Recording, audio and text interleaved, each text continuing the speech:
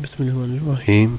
आज हम जो टॉपिक पढ़ने लगे हैं उसका नाम है हो कार्बोहाइड्रेट सप्लाई एनर्जी। यानी कि हमने देखना है कि कार्बोहाइड्रेट जो होते हैं वो एनर्जी सप्लाई किस तरह करते हैं।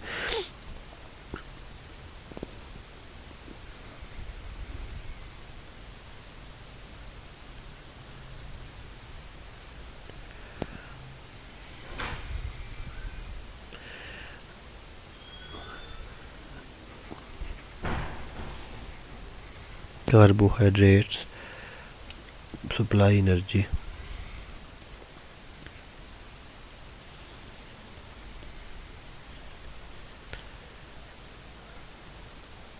ठीक है। तो इस तरह हमने ये देखना है कि कार्बोहाइड्रेट हम एनर्जी किस तरह प्रोवाइड करते हैं। तो जो सिंपल शुगर होते हैं जी, आपने एक बार ये पॉइंट याद रखना है।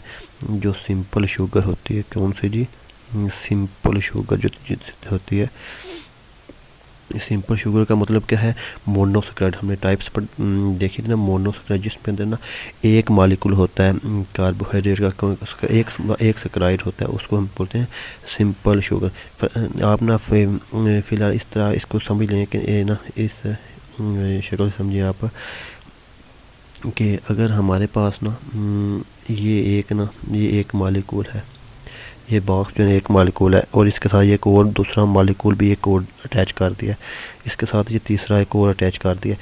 तो ये जो है ना, ये सिंपल मालिक्यूल नहीं रहा, ये सिंपल कार्बोहाइड्रेट नहीं है, क्योंकि इसमें एक सैकराइड है, दो सैकराइड, तीन सैकराइड है, एक से ज़्यादा सैकराइड है।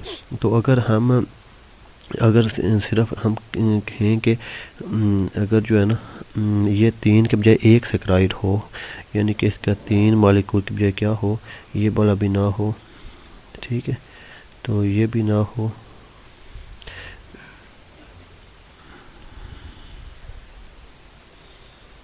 इस तरह एक सैकराइड होगा ना, तो फिर हम क्या बोलेंगे कि ये मोनोसैकराइड है। इसको क्या बोलेंगे?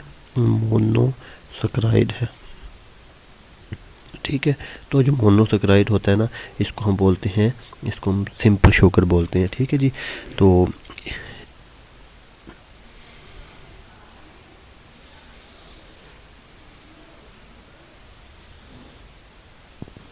ये जो सिंपल शुगर होते हैं ना, ये हमारे जो हमारा जो डाइजेस्टिव ट्रैक है ना, उसमें स्मॉल इंटेस्टाइन होती हैं, जो खुराक की छोटी जो नाली होती है, जहाँ पर खुराक खाते हैं, एक लार्ज इंटेस्टाइन होती है और एक स्मॉल इंटेस्टाइन होती है जी। कौन सी? स्मॉल स्मॉल इंटेस्टाइन इंटेस्टाइन जो होती है, स्मॉल इंटेस्टाइन, उसमें ये ऑब्जर्व हो जाती है। ये किधर, किस में चीज़ में ऑब्जर्व होती है? ये जी ऑब्जर्व हो के हमारे जिस्म को एनर्जी देती है। किस चीज़ में ऑब्जर्व हो के? ब्लड स्ट्रीम में। किस चीज़ में जी? ब्लड स्ट्रीम में। किस चीज़ में हाल होती है जी? ब्लड स्ट्रीम में ये ऑब्जर्व होती है, और फिर हमें हमारी बॉडी को एनर्जी सप्लाई करती है। लेकिन लेकिन आप ये पॉइंट भी यहाँ साथ नोट करना है कि जो पॉलीसेकेराइड होते हैं, जो मोनोसेकेराइड नहीं होते, जो पॉलीसेकेराइड होते हैं, पॉलीसेकेराइड हैं, पॉलीसेकेराइड, ठीक है जी। पॉलीसेकेराइड जो होते हैं, पॉलीसेकेराइड का मतलब अभी आप वाले जो ये एक मॉलिक्यूल है, ये दूसरा है, ये तीसरा, एक से ज़्यादा जो स्ट्रक्चर रखते हैं।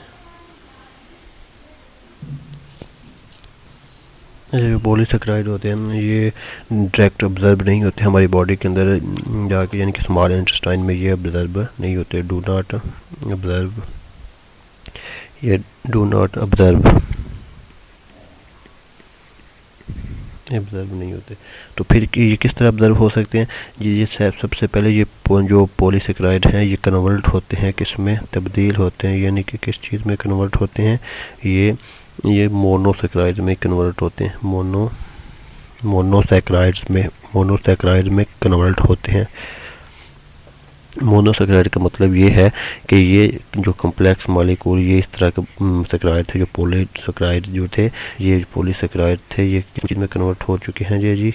ये जी इस तरह के एक मोनोसैकेराइड जो पॉलीसैकेराइड जो थे ये किस चीज़ में कन्वर्ट हो चुके हैं, मोनोसैकेराइड यानी जिसमें क्राइड होता है, ठीक है। तो ये हमारी बॉडी में ये जो होते हैं ये हमारी बॉडी में डायरेक्ट ऑब्जर्व हो जाता है हमारे स्मॉल इंटेस्टाइन में, लेकिन ये जो पॉलीसैकेराइड होते हैं ये हमारी बॉडी में ऑब्जर्व नहीं होते, ठीक है जी। ये बात याद रखनी है आपने।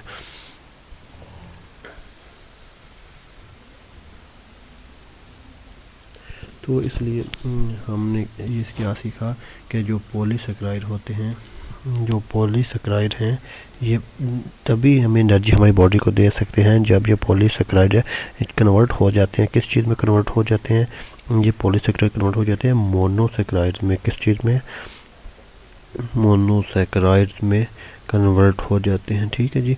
तो फिर ये हमारी बॉडी में यानी कि ब्लड स्ट्रीम में ये डायरेक्ट हमारे स्मॉल इंटेस्टाइन के अंदर जाके ब्लड स्ट्रीम के अंदर ये मिक्स हो जाते हैं, उसके अंदर ऑब्जर्व हो जाते हैं, फिर हमारी बॉडी को एनर्जी प्रोवाइड करते हैं।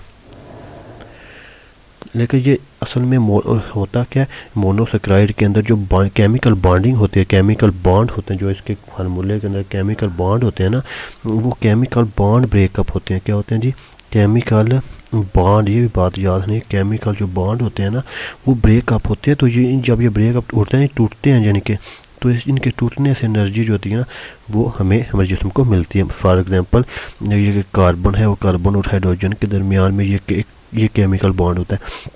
अगर ये केमिकल बॉन्ड ब्रेकअप हो जाता है, इधर से क्या हो गया, ये ब्रेकअप हुआ है, तो ब्रेकअप होने से क्या होगा, वो यहाँ पे एनर्जी निकलेगी, एनर्जी रिलीज होगी, एनर्जी, तो यही एनर्जी हमारा जिस्म जो होता है वो यूज़ करता है।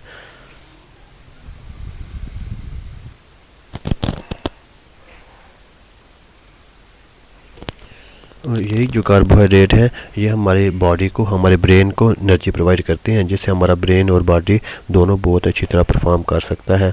ये अगर आप महसूस करें कि आपको चक्कर आ रहे हैं कभी कभी काम करने के दौरान, तो उससे क्या होता है, तो आपको ग्लूकोज दिया जाता है। जब आपको चक्कर आ जाए तो आपको क्या दिया जाता है, ग्लूकोज दिया जाता है, ताकि आपकी एनर्जी बहाल हो सके।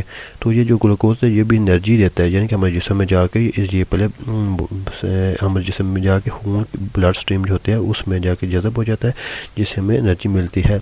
लेकिन अगर आप ज़्यादा कार्बोहाइड्रेट ले लेते हैं, अगर आप कार्बोहाइड्रेट अपनी ज़रूरी मकदार से ज़्यादा, तो वो भी आपके लिए ठीक नहीं होगा, उससे आपका शुगर लेवल जो है ना वो कंट्रोल में नहीं रहेगा। और अगर आप इससे कम लेंगे आपकी ज़रूरत है तो फिर भी आपको कमज़ोरी हो जाएगी और आपका वज़न बढ़ना शुरू हो जाएगा, यानी कि ज़्यादा लेने से आपका वज़न बढ़ सकता है।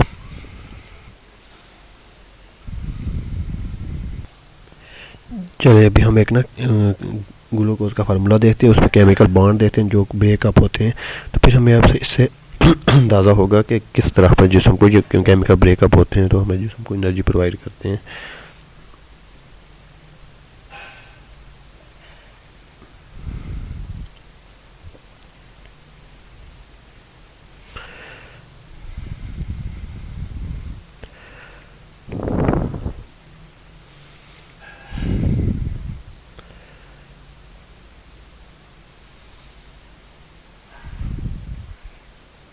इस तरह आपने लाइन लगानी है और इसके ऊपर आपने कितनी लाइन, इस तरह 4 लाइन इस तरह लगा देनी है, ठीक है जी। 4 लाइन लग जाएंगी। तो पहला ये कार्बन ये होगा, सेकंड कार्बन यहाँ पे होगा, थर्ड कार्बन यहाँ पे, फोर्थ पे, फिफ्थ कार्बन यहाँ पे, ठीक है जी। तो ये फर्स्ट कार्बन है, ये सेकंड है, ये थर्ड है, ये फोर्थ है, ये फिफ्थ कार्बन है, ठीक है जी।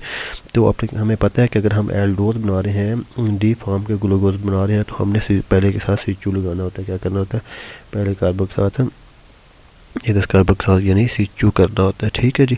तो आगे हम इस तरफ OH से आप ना अगर आप देखेंगे तो राइट हैंड साइड पे ना सिर्फ एक OH आएगा, सेकंड कार्बन पे H और बाकी सब OH आप लगाएंगे, ठीक है जी।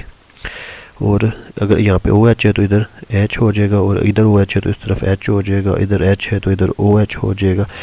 इस तरह ये हमारा ग्लूकोज का फार्मूला। नीचे हमने क्या करना होता है, CH2OH, ये हम पहली वीडियो में सीख चुके हैं, पहले लेसन में, ठीक है। तो अब इसके अंदर ये जो है ना ये केमिकल बॉन्ड है, कौन से केमिकल बॉन्ड है, ये वाले केमिकल, यही बॉन्ड टूटते हैं जब, तो ये जो बॉन्ड टूटते हैं तो इससे हमारी बॉडी को क्या मिलती है, एनर्जी मिलती है, इससे हमारी बॉडी को एनर्जी मिलती है। बॉन्ड जब टूटते हैं, बॉन्ड केमिकल बॉन्ड के ब्रेकअप होने से हमें एनर्जी मिलती है। इसी तरह एक H2 होता है ना, इसको हम इस तरह भी लिख सकते हैं, एच और ओ एच के दरमियान में बॉन्ड होता है, तो जब ये बॉन्ड भी ब्रेकअप होता है तो इससे भी एनर्जी प्रोवाइड होती है।